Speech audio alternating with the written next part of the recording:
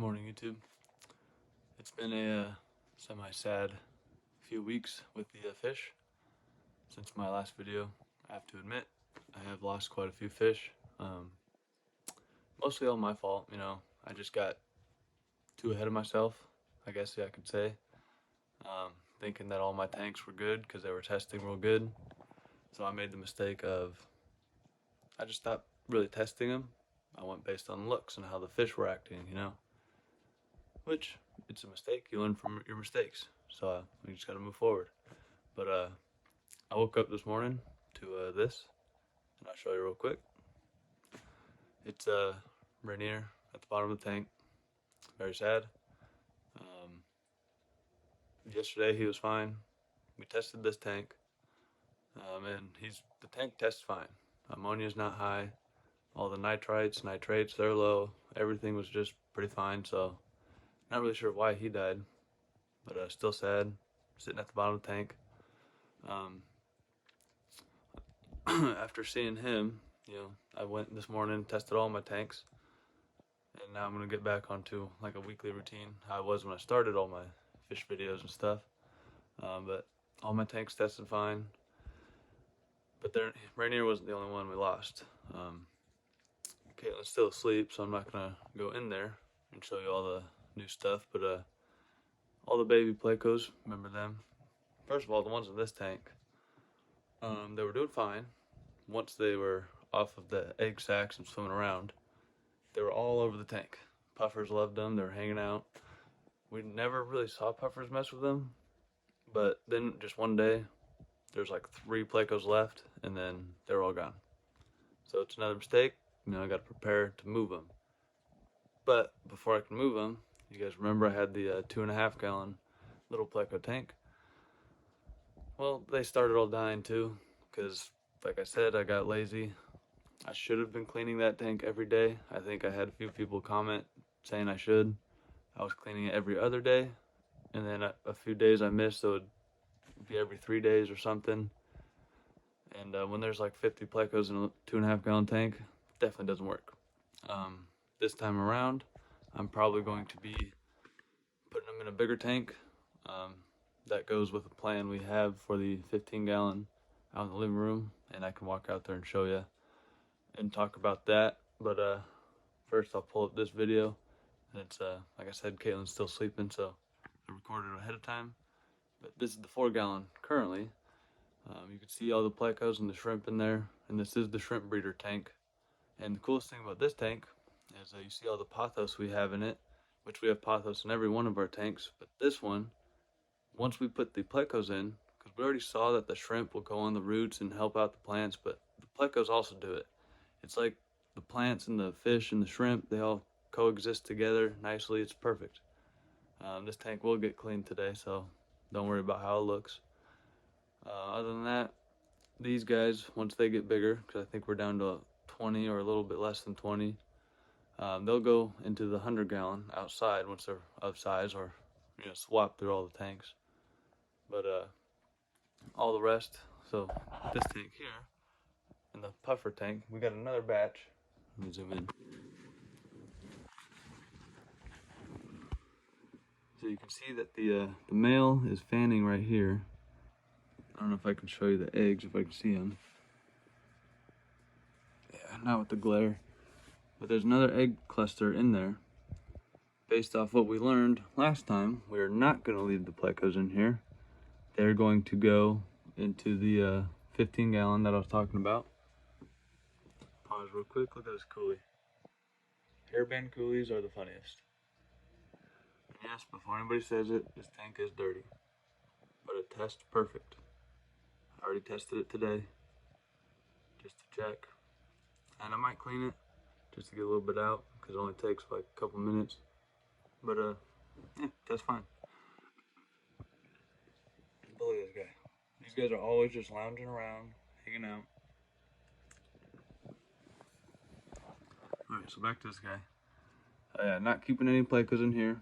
We actually want to keep our babies and hopefully sell some and make a little bit of profit, and keep some just because we like the fish. So before I go out there and show you some of the other tanks, another tank we lost was my outdoor fish pond with all my green Moscow guppies. Every one of them gone.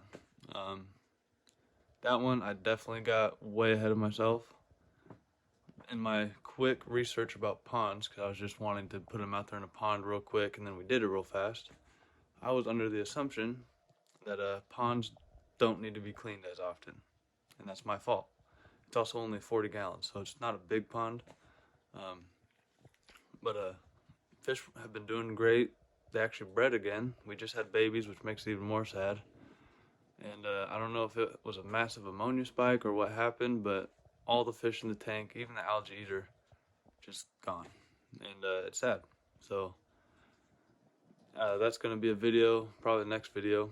We're going to explain what's going on out there, out back, because that pond is now going to be turned into the Molly pond, because all of our new guppies, those orange ones, me and Caitlin had a name that we're going to come up with. Can't remember what it was off the top of my head right now. We can talk about that in the next video. But those guys will all go in the 100 and be with the catfish. The mollies will go into the pond, so that hopefully we can treat them with salt, get them fixed, and hopefully breeding again. And yeah, that's the whole plan outside. Gonna have to wait for the next video for that one. But now I'll take you out to the living room and I'll show you some more fish. This here is the 15-gallon hex. I know I don't show this one too often, but this one is still a cool tank. It's going to be our new pleco breeder tank. It is low on water, as you can see. I gotta put some in there. But right now it's got our orange platinum Moscow guppies. Yes, that's what we're calling them. You can thank Caitlin for that one. They just had some babies recently. You can see these little guys in there. Those pygmy cories in the back, I have a plan for those that I'll talk about here in a minute. But for now, the plan with this tank is once we get that pond set up out back for the mollies, these guys are going to go into the 100. The bigger guppies here, they're going to be the first batch to go into the 100.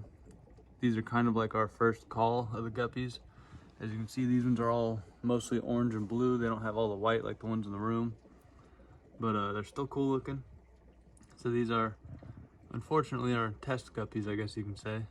Make sure they survive in the 100. But the clown pleco in here, very hard to find him. Not sure where he's at. He's gonna go into the 100 as well. The coolies in here, you can see there's one right there. Not sure what we're gonna do with the coolies yet. They might stay in here. They might go into the 100. They might go into the 60 with the rest of them. We don't know yet. But you guys will definitely have to subscribe and like this video, because these guppies are awesome. And you'll have to stay tuned for the rest of the channel to see what comes out of these guys, because everything's awesome. I mean, if you guys have seen my shorts about these, the ones in the room, they're just looking phenomenal every batch.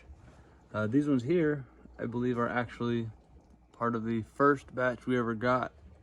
If you guys remember from when we first bought that one female guppy to mix with the blue Moscow, or green Moscow, my bad.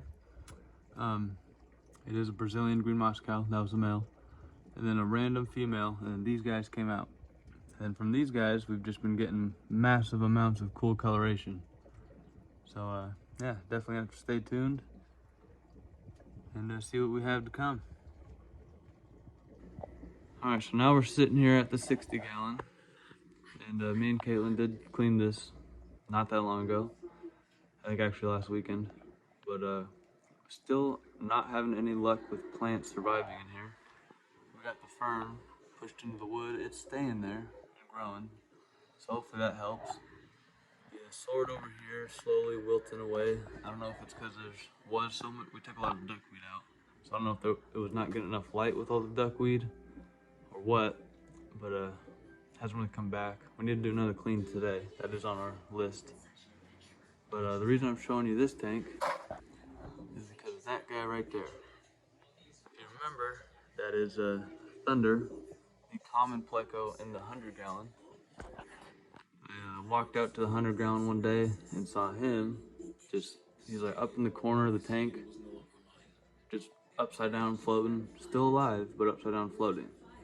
So I quickly pulled him out, put him in a tub of water with some stress coat and a new filter, let him kind of cycle a little bit. I think I even gave him a quick salt bath, and then we threw them in here real fast because this tank does cycle. It is a good tank. It's just always dirty. That's also because of Bruno, wherever he's at. Right there. This guy, his poops have been bigger than any fish I've ever seen recently. So that's why this tank's been so dirty. But once we put Thunder in here, he's doing a lot better. He's alive. It's been over a week, and he's not been up at the top of the tank floating. There are occasional moments where he looks like he's dying, and then we'll go poke him, and he swims back and stays somewhere. But from what he was, he is doing a lot better. So again, it's just, like I was saying, I've made the mistakes of getting a little lazy with my fish, and you know, I've been paying for it. But you learn and you move on. I'm not giving up on my fish. I'm just gonna, you know, try to save them, clean them, and keep going. All right. So before we end this video, I'm gonna talk about those pygmy cories again, the ones that were in the 15. Our plan for the beta tank. Now, there were a couple like worm things, little baby worms. And in research, I don't know, I can't remember what they're called off the top of my head. I looked it up a while back, but they were not harmful. And they've been in the tank for a while, pretty much since we set up that tank and put Rainier in it. And they never harmed anything or harmed him, never harmed the shrimp. They kind of got more, so I'm not going to say if that's what killed him. But in research, we found that Corydoras, they eat worms. Any kind of worms in the tank, they love them. So those pygmy cories we're going to put in there, see if they can clean up the tank. We're going to give it about a month. And if it does, then we're going to replace Rainier. Get a new beta. I want to get a new beta. I'm sure some of you guys want me to. I love their personality. I'm going to miss them, so I want to replace them. If the worms are a problem, because that could be what killed the fish, then we're just going to tear down that tank and probably wait until we move out, and then go from there to start the tank situation. Yeah, so just stay tuned. Please subscribe. All support helps. And don't forget that if you're out there with fish and you make mistakes, don't let it ruin your spirits. Don't let it ruin your hobby. Just try to solve the situations. Mourn the fish, I guess, if you need to. But I did a little bit, I'll be honest. But other than that, yeah, you know, mistakes happen. I'm sure it happens to all the people out there that make videos, not just me.